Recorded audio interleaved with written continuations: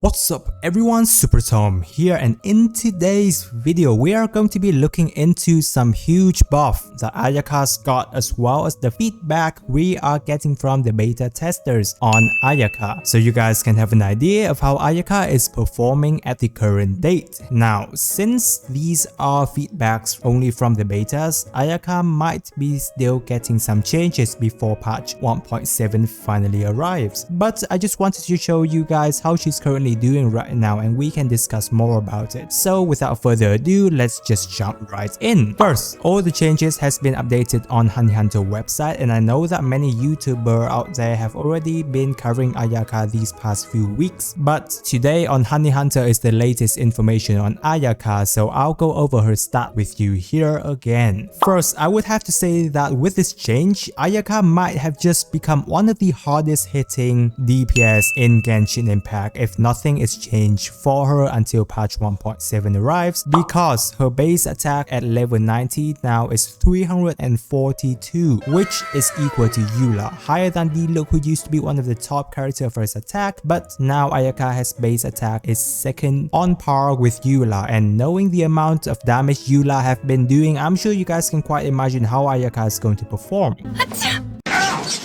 But that is only for her base attack. She also has crit damage while leveling up, as we've already known, and that is also one of the best things for her, and I'll tell you why as we move forward. Her normal attack also have decent scaling now, because if I remember correctly, it was slightly lower before. Her charge attack damage is really good, and at level 8 talent we're getting 3 hits per charge attack with 94.23% damage, so many of the time you'll be able to charge spam with Ayaka, just like how it is with Kuching. Her E skill summons a blooming eyes that launch nearby enemies, dealing cryo damage, and as you can see here, with each talent level the damage increase is quite significant, going up around 25% with each level. And as for her sprint, oh my, her sprint. The sprint is so famous for its invincibility time frame and its ease of use that whoever has access to this can be sure to not be forgotten by any players in Genshin Impact. So I'm sure you'll be having a question on how her sprint and dash is going to do, and we'll have an answer for you when we take a look at Ayaka's feedback from beta testers. Now, what's really good about her dash and something that I really like is that it infuses her blade with cryo, making Ayaka a full cryo damage character. Her cryo infusion basically have no cooldown because every dash turns her blade into cryo, and you already know that it will be dashing quite often during a match. As for her burst, there's quite a lot of things to discuss about this, because her burst can be one of the highest burst damage in the game, either that or it'll deal almost no damage to your opponent. We'll look into this in the feedback section as well. So her burst summons a storm of whirling icy winds that slashes repeatedly at opponent, dealing cryo damage. Once its duration ends, it blooms once, dealing AoE cryo damage as well. Each slashing damage at level 8 is roughly 180%, and its bloom final damage at the end is 270%. However, it's only lasts 5 seconds, but there's a 20-second cooldown, which is quite a lot compared to other characters, plus there's an 80 energy cost for her burst as well. Now, for her passive talents, both of these talents are amazingly good because it directly contributes to Ayaka's damage level. Her first talents basically give her a whopping 30% normal and charge attack increase after using her skills for 6 seconds. Remember that her cooldown for E skills is only 10 seconds, which means that there's only a 4-second cooldown when she doesn't have the buff, which is, seriously guys, that's not a lot of downtime at all. And then her second talent, it basically means that when her burst ends, which hits an opponent, she regains 10 stamina, which isn't that important, but okay, it gives you an additional charge attack, but more importantly, she gets her cryo damage bonus for 10 seconds, which is a very decent boost. Now, I'll quickly go over her constellation, even though I know that many of us here won't be going for cons, but it's still worth covering as it does make a lot of difference with Ayaka having constellations, and it's especially at C1. Every time her normal deals cryo damage, she has a 50% chance to reduce her E cooldowns by 0.3 seconds, and please, if you look at the amount of attack Ayaka is dealing for her normal attack, you'll be seeing that she attacks the decently fast. So there's a lot of chance that you'll be able to reduce her E skill super fast, keeping up that 6 seconds of 30% attack boost almost always. Her C2 is okay, it's not a must. During her burst, she creates another 2 smaller ice storms, each dealing 20% of the original storm damage, and that's okay, but not too much of a game changer for Ayaka. C3 and C5 are the same. C4 decreases your opponent defense by 30% for 6 seconds when they get hit by Ayaka's burst. Now 6 seconds is not a lot of time, but it's basically cover the duration of her burst. So in other words, you're giving her burst a 30% damage increase, which is an insane amount of damage, and you will know why in the feedback section. Now her C6 just basically turned Ayaka into a beast. Every time her cryo damage scores a critical hit, she gains 10% attack for 3 seconds with 5 stacks available, so that's a total of 50% in total. And let's be real guys, you'll be able to easily deal crits with Ayaka because most will be running her with Blizzard's Trail 4-piece, and whenever you're hitting a cryo affected opponent, you get a 20% crit increase, attacking frozen opponent and you get 40% crit increase. And let's say that you're running cryo resonance, which most of you will, there's an additional 15% crit, and that's now a total of 55% crit from just team setup and 4-piece artifacts. You haven't even counted substats crit rate in any way, so Ayaka will surely have little problem with crit rate. That's why having crit damage when leveling up is so good for her, because that's what she will be focusing on the most. Okay, that's an overview of the stats on Ayaka. Now we'll look into how she's currently performing from the patch 1.7 beta. First is some gameplay feedback we got from Sukuna, so thank you to him, and it's that number 1, Ayaka E skills will generate roughly 12 particles each time it is cast. This is with 4-piece Blizzard. Now I'm not entirely sure if crit hits have anything to do with generating more particles, but 12 particles for an E skill is way too much. Xingqiu is one of the characters that generates the most particle from its E skills, and that's only 5 particles, and it has a 21-second cooldown. I'm guessing this is only just MiHoYo giving her more energy particles from beta testings. But what's more insane is number 2, Ayaka full elemental burst will have 20 slashes. So if you use correctly, the total damage at level 10 is 4300%. That is super insane. And if you remember us discussing her C4, which gets an extra 30% bonus, I don't even have to tell you how much of a damage her burst is now dealing. However, there's been a lot going on about her burst, because from what Baizu main is saying, her burst is very easy to miss because of how close her burst is casted, and also it actually moves forward slightly during its duration. So for small mobs, it starts to push them outside, while larger monsters will still be able to move during the burst duration. Though if they're not stunned in any way, they can just easily move out of her burst, and that's why her 20 slashes does so much damage. Now, if you want to maximize her burst, the easiest way is to use freeze comp, which I'm definitely recommending everyone doing, because Ayaka may be one of the easiest character to perma freeze up to date, as she can deal continuous cryo damage. Pair her with Xingqiu and I'm almost certain that every enemy